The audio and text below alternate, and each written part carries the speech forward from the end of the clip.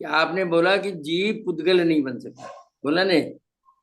तो मैं मेरे हिसाब से ये बोला कि मैं अगर मान लो जीव, अब मैं वो एक एकेंद्रीय जीव बन गया, पेड़, पेड़ काट के फिर हाँ फर्नीचर बन गया, तो फिर हो गया हाँ। ना पुद्गल, वही जीव बन गया ना पुद्गल। देखिए, नहीं। हाँ, क्वेश्चन आपका बहुत अच्छा अंकल, इसका रिप्लाई बहुत अच्छे से समझिएगा। अपन जीव हैं, जीव द्रव्य पुद्गल नहीं बनेगा। आपने क्वेश्चन जो किया है कि अगर अपन मरण को प्राप्त होकर के पेड़ बन गए, और पेड़ को अपन ने फिर जब फर्नीचर बना लिया, तो फिर तो वो पेड़ जो एकेंद्रीय जीव था वो फर्नीचर बनने से पुद्गल हो गया। जब उस पेड़ को काट दिया जाएगा, तो एकेंद्रीय जीव का वहां से मरण हो जाएगा, वो एकेंद्रीय मर करके फिर किसी दूसरी पर्याय में बन चला जाएगा।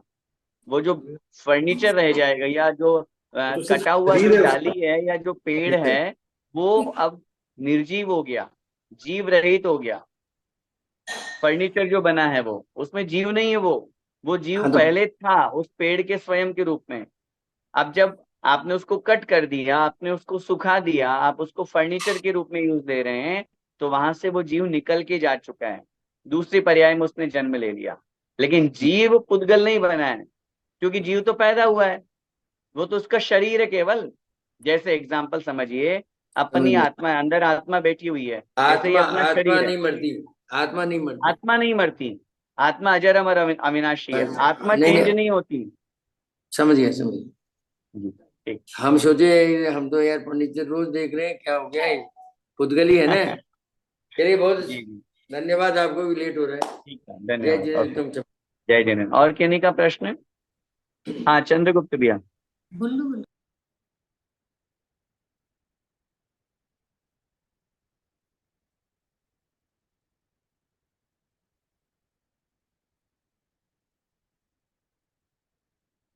चंद्रगुप्त भैया। जय जिनेन्द्र पंडित जी। हाँ, जय जिनेन्द्र। पंडित जी, हमने स्पर्श, रस, गंध, वर्ण, शब्द का कुछ लिया ही नहीं हमने। आवाज नहीं आ रहा है। हमने पुद्गल के हमने पुद्गल के एक मिनट, मैं दूसरे डिवाइस पे। हेलो, आवाज आ रही हाँ है जी, पंडित? आ रही है, लेकिन थोड़ा सा बीच बीच में ब्रेक हो रही है, या तो नेटवर्क। आइए।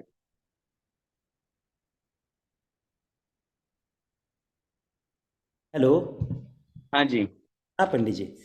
आ, हमने सुना कि पुद्गल के चार भेद होते हैं: स्पर्श, रस, गंध और वर्ण। तो शब्द क्यों नहीं है पुद्गल में? चार ही भेद क्यों हैं? ठीक है, देखिए, सबसे पहले तो हम इस बात को बहुत अच्छी तरह से समझें कि पुद्गल के चार भेद नहीं होते, पुद्गल के चार गुण होते हैं। गुण। हाँ। भेद में और गुण में बहुत डिफरेंस है। भेद तो दो ही होते हैं, अणु और स्कंध। गुण जो नियम से उसमें पाए ही जाएंगे, कोई भी पुद्गल लगाइए आप, चाहे अणु लगाइए चाहे स्कंद लगाइए, उसमें स्पर्श, रस, गंध और वर्ण ये तो होंगे ही होंगे। जैसे एग्जांपल, मोबाइल है, मैं इसको स्पर्श कर सकता हूँ, इसका रूप देख सकता हूँ, इसकी गंध भी होती है, इसमें कोई ना कोई रस भी होता है, वो भले मेरे पकड़ में नहीं आ रही है, लेकिन ये नियम है, होगा। तो पहली बात तो ये चार गुण हैं। अब प्रश्न आपका ये बना कि शब्द क्यों नहीं है, तो शब्द गुण ध्वनि। नहीं है, शब्द पर्याय है। ध्वनि पर्याय है। हाँ, शब्द पर्याय है। आप लोगों ने, और अभी मैंने बताया भी था, इसमें लिखा हुआ है, आचार्य कुंद नेमिचंद स्वामी महाराज ने द्रव्य संग्रह जी में लिखा, सद्दो बंदो सुहुमो थूलो संठान भेद तम छाया, उज्जोदादव सैया पुग्गल दवस पच जाया। शब्द, बंद, सूक्ष्म, स्थूल्य, संस्थान, भेद, तम, छाया, आतप और उद्योत, ये पुद्गल द्रव्य की पर्याय है। पर्याय का मतलब परिवर्तनशील। जो शब्द आप लोगों तक पहुंच रहे हैं, अगर आप इसको पुद्गल का भेद मान लोगे, तो फिर तो शब्द कभी नष्ट नहीं होने चाहिए। जबकि शब्द मैंने बोले, आप लोगों के कान तक पहुंचे, शब्द तो पर्याय थी, बदल गई, नष्ट हो गई, भले ही सृष्टि में घूम रही है, बदल गए वो शब्द। क्यों? शब्द जो बने हैं वो वचन वर्गणा से मिलकर के बने। उद्गल की 23 प्रकार की वर्गणा हुआ करती है, उनमें से 5 प्रकार की वर्गणा हमारे उपयोग में आती है। शब्द वर्गणा, मनोवर्गणा, नौकर्म वर्गणा, कार्मण वर्गणा, ये इस प्रकार से तेजस वर्गणा। तो ये एक वचन वर्गणा है, वचन वर्गणा से शब्द बनते हैं जो पुद्गल की पर्याय कहे जाते हैं।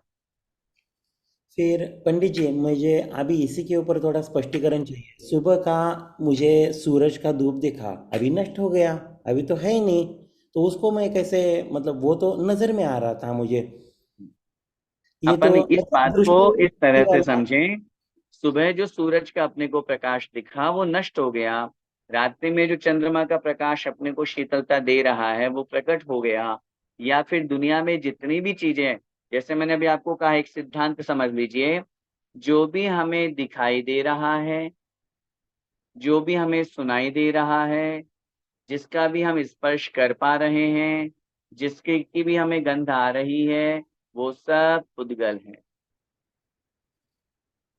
सब लेकिन पुद्गल है। ध्वनि को क्यों पुद्गल नहीं कह रहे, ये मेरा, ये मतलब अभी तक किसको किसको? क्लेरिफिकेशन है। ध्वनि को। ध्वनि को, आवाज को पुद्गल कह तो रहे हैं। फिर आपने पुद्गल के चार प्रकार कहे, स्पर्श, रस, गंध, वर्ण। ये 4 प्रकार नहीं, 4 गुण कहे। तो चार गुण, तो ध्वनि भी गुण गुण में नहीं आता? नहीं नहीं, ध्वनि देखिए ध्यान से सुनिए, शब्द बंद वो स्पर्श रस गंध वर्ण, ठीक है। अब ये जो 4 प्रकार के गुण हैं, अब आपका प्रश्न ये है कि कर्ण इंद्रिय से सुनने वाली ध्वनि को हमने गुण में क्यों नहीं लिया? क्योंकि गुण शाश्वत है, गुण कभी नष्ट नहीं होते, लेकिन कर्ण के माध्यम से जो ध्वनि स्वीकार की जाएगी वो तो पर्याय रूप में है, वो तो नष्ट हो गई, सुनने के बाद खत्म हो गई, कहाँ पकड़ेंगे उसको हम? ध्वनि को हम स्पर्श कर सकते हैं क्या? ध्वनि को हम रस ले सकते हैं क्या? नहीं, वो पर्याय है, शब्द एक पर्याय है। जैसे पुद्गल का प्रकाश, एग्जाम्पल समझिए, जैसे सूर्य का प्रकाश, सूर्य का प्रकाश हमें दिखाई दे रहा है, इसका मतलब वो पुद्गल है, एक बात सिद्ध हुई। अब उस पुद्गल में रूप रस गंध और स्पर्श, ये 4 गुण पाए जाएंगे, लेकिन उस पुद्गल के प्रकाश की कोई आवाज नहीं होगी, ध्वनि नहीं होगी। ध्वनि जो है अपने यहाँ पे तत् वितत घन और शोषित, अक्षरात्मक और अनक्षरात्मक, बादल के गरजने की आवाज, वाद्य यंत्रों के बजने की आवाज, मनुष्य की आवाज, पशु की आवाज, ये सब पुद्गल मानी गई है, लेकिन पुद्गल का गुण नहीं माना गया, पुद्गल की पर्याय मानी गई। ठीक है। फिर तत्वार सूत्रों में तो कहा जाता है ना, स्पर्श रस गंध वर्ण वंत पुद्गलाहा। हाँ, तो उसमें वंत, शब्द कहाँ आया? वंत क्या है ये? नहीं नहीं, वंत माने तो वाले, सहित, उस सूत्र का ओके। मीनिंग होगा ओके। स्पर्श रस गंध वर्णवंत है पुद्गलाः, अर्थात जो स्पर्श रस गंध और वर्ण वाले होते हैं, स्पर्श रस गंध वर्ण से सहित होते हैं, उन्हें पुद्गल कहते हैं। अच्छा, वंत है मुझे माने वंत वाले, मतलब वंत आवाज, है माने आवाज ऐसे सहित, होता वाले। युक्त। ओके। ओके। ठीक है, धन्यवाद पंडित जी। जय जय। अशोक भाई जी। जय जिनेन्द्र भैया जी। जय जिनेन्द्र सर। हमारा प्रश्न जो है आज क्लास से रिलेटेड नहीं है, लेकिन थोड़ा दान से रिलेटेड है। जी। आजकल कई क्षेत्र पे जाओ तो वो लोग बोलते हैं आप तो ये चीज करा दो और अपनी मर्जी से आप इसका दान की राशि देते रहना। ओके।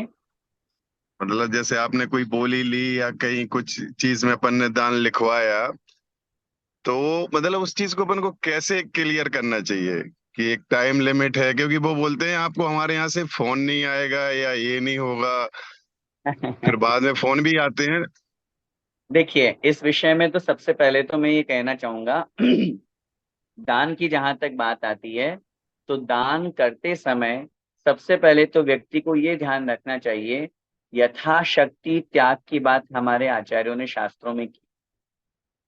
आपके पास में वह वस्तु जो दान के योग्य है वो है या नहीं, अगर है तो हम दान करेंगे, लेकिन अगर नहीं है, हमने उदाहरण समझिए, हमारी वर्तमान में कैपेसिटी है 1 लाख दान करने की, 1 लाख रुपए दान करने की, और हमने दूसरों की देखा देखी में या किसी ने विशेष आग्रह किया और अपन ने 25 लाख की बोली ले ली।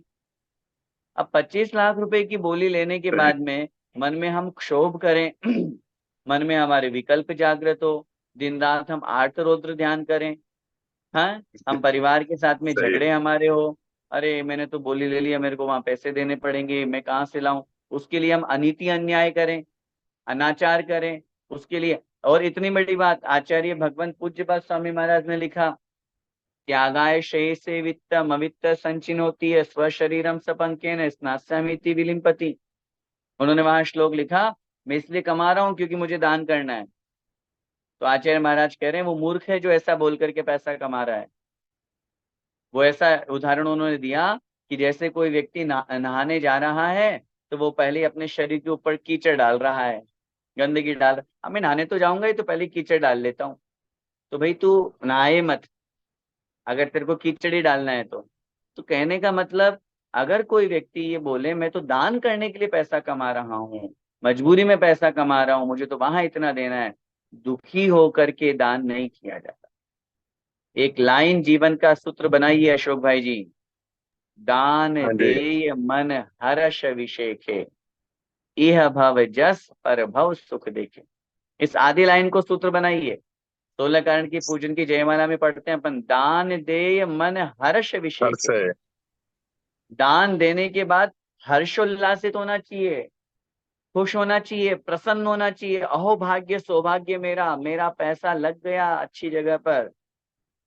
और दान देने के बाद में, अरे यार आज तो गलत फंस गया, मैं नहीं जाता तो मेरा पैसा नहीं लगता, उन्होंने यार वो आदमी मानता नहीं है, मेरे से जबरदस्ती पैसे ले लिया।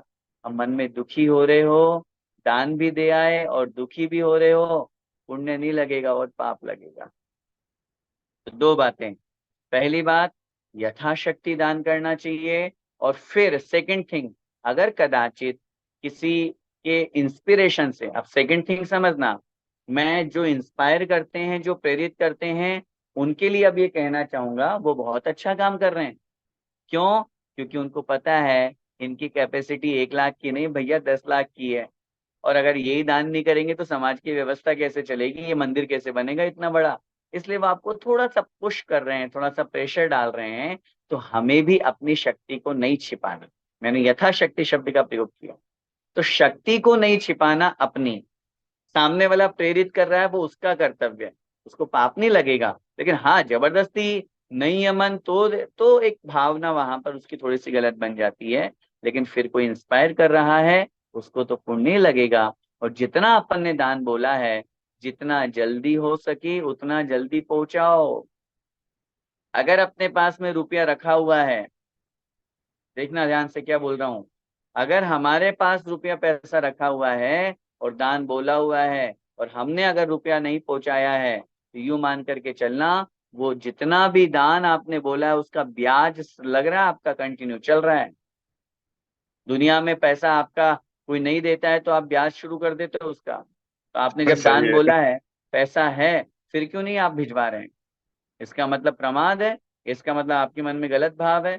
भले ही सामने वाला बोल रहा है आप तो 5 साल में पहुंचा देना, तो उसने तो, वो तो उनकी एक व्यवस्था मात्र है। अपने पास में पहले आ गया है तो अपन पहले पहुंचा दें। इन 2-3 बातों को समझ करके दान की भावना करनी चाहिए। बहुत बहुत धन्यवाद भैया जी। क्योंकि एक नई परंपरा चल रही है, बोलते किस्तों में देते रहना, तो थोड़ा क्या वो भ्रमित हो जाता ना इंसान। लेकिन सही है, देखिए, था सकते। बहुत ये बहुत कमेटी का धन्यवाद भैया। कर्तव्य है। कोई व्यक्ति बड़ी बोली लेता है, 50 लाख 1 करोड़ की बोली ले लिया, तो वो भी जानते हैं कि एक साथ नहीं दे सकते हैं, तो उनकी ये भावना रहती है कि चलो कोई बात नहीं, यहाँ काम चल ही रहा है, आप 2-4 साल में दे देना। लेकिन उस व्यक्ति का कर्तव्य है, अगर उसके पास में पहले पैसे आ जाते हैं तो पहले पहुंचा देगा, तो जल्दी उस काम से वो बरी हो जाएगा, जल्दी दान दे करके फ्री होगा, तो ज्यादा पुण्य, टेंशन खत्म। दूसरों का पैसा अगर हम लेकर के जाएं तो उसमें तो पाप लगेगा ही लगेगा, लेकिन दान बोल करके पैसा होने के बावजूद भी अगर हमने पैसा नहीं दिया और गलती से अगर अकाल मरण में मौत हो गई, तो वो दान का जो पैसा है उस व्यक्ति का नौकर बन करके चुकाना पड़ेगा। आचार्यों ने यही लिखा है शास्त्रों यही में। यही शंका उस थी।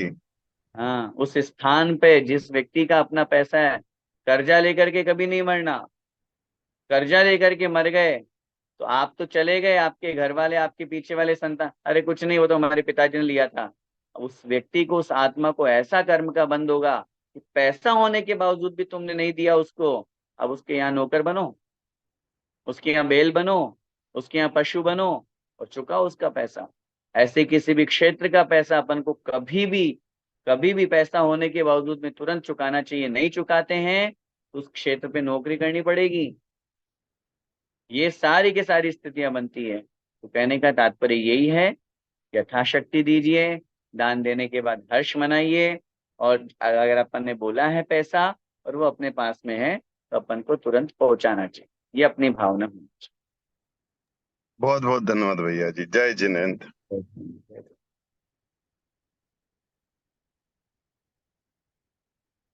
और किन्हीं का कोई प्रश्न है? साथ में ही मैं क्लास के बीच में आज विषय नहीं आ पाया था, इसलिए नहीं बोल पाया। लेकिन इस बार का जो वीडियो था, अ, हमारे बीच में जो मनीष भैया हैं, त्रिशला भाभी हैं, और जो सौमिल और धीर, ये चारों ने मिलकर के बहुत सुंदर वीडियो बनाया। त्रिशला भाभी ने तो बहुत सुंदर क्वेश्चन आंसर भी किए, सम्यक दर्शन, सम्यक ज्ञान, सम्यक चारित्र को लेकर के। और बहुत अच्छा लगा कि उन बच्चों के अंदर भी ये जिज्ञासा जागृत हो रही है कि ये सम्यक दर्शन क्या है, सम्यक ज्ञान कैसे प्राप्त होता है, कैसे मोक्ष मार्ग पर लगाया जाता है। और निश्चित रूप से जब इस तरह की भावना बच्चों में पैदा होती है तो यही भाव और यही मन में आता है कि वो दिन दूर नहीं जब दुबई से भी हमें ये समाचार सुनने को मिलेगा कि अब सब कार्यों से निवृत्त होकर के ये लोग भारत आ रहे हैं और आचार्य श्री से व्रत ले रहे हैं, प्रतिमा ले रहे हैं। और मैं तो उस दिन का इंतजार करना चाहता हूँ कि जब कोई दुबई का सज्जन आकर के कहे, आचार्य श्री जी मुझे दीक्षा दीजिए। और वो दीक्षा में देखना चाहता हूँ। मनीष भैया से जब मैं मिला दुबई में, तो उनके जो भाव हैं वो भी बहुत अच्छे हैं। अब मैं ये तो नहीं कहूंगा कि आगे उनके क्या भाव हैं, अभी पूरा परिवार है, कृष्णा भाभी वगैरह भी सब साथ में है। तो भावना जरूर बनानी चाहिए। रत्नत्रय ही हमारे लिए मोक्ष मार्ग है, आत्मा का कल्याण करने का मार्ग है। हम सब उस मार्ग पर आगे बढ़े, ये संदेश उस वीडियो के माध्यम से दिया। इसलिए मैं पूरे श्रवण संस्कृति जीसीसी परिवार की तरफ से कृष्णा जी का, मनीष जी का, सौमिल जी का और धीर पूरे परिवार का बहुत बहुत हार्दिक स्वागत और धन्यवाद देना चाहता हूँ। एक सूचना आप लोगों के बीच में रखना चाहता हूँ। आज 9 तारीख है, सैटरडे है, और दस लक्षण महापर्व हमारे 19 तारीख से प्रारंभ हो रहे हैं। हमारी जो अगली क्लास है वो 16 तारीख को, 16 को अपना सितंबर को सैटरडे आएगा। तो 16 तारीख को अपनी एज इट इज क्लास जैसे चल रही है वैसे चलेगी। उसके बाद में आप लोग भी 10 लक्षण पर्व बड़े हर्षोल्लास के साथ में मनाइए। हमारा भी इस वर्ष 10 लक्षण पर्व में कलकत्ता जाना हो रहा है, और हम भी वहां पर पहुंच करके धर्म की प्रभावना बहुत अच्छी करें, यही हमारी मंगल भावना है। तो 10 लक्षण पर्व के 10 दिन, उसके बाद सैटरडे को क्षमा वाणी आएगी, वो अपन लोग सब अपने अपने स्तर पे मनाएं। और फिर उसके बाद में अक्टूबर का जो अपना फर्स्ट सैटरडे आएगा, डेट वगैरह देख लीजिएगा, क्षमा वाणी के बाद में मेरे ख्याल से 6 या 7 तारीख को पड़ेगा। तो उसमें अपनी क्लास एज इट इज रहेगी, ग्रुप में आप लोगों को सूचना दे दी जाएगी।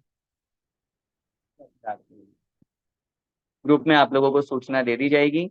तो ये सूचना से सभी लोग अवगत हो कि नेक्स्ट सैटरडे की क्लास जो अपनी है 16 को, वो एज इट इज रहेगी।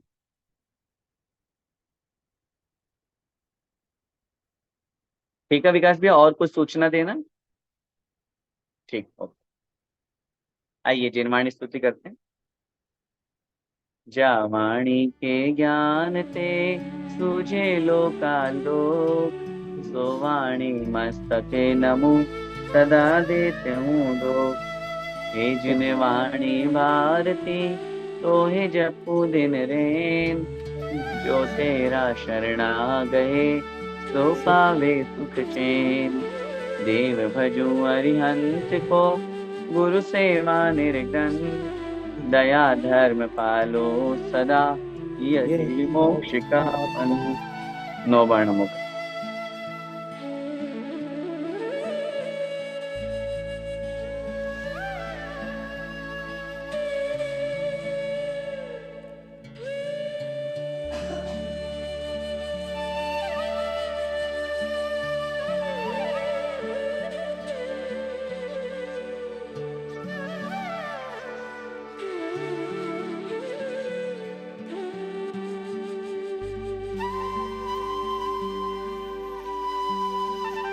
बोले द्वादशांग जिनवाणी माता की जय।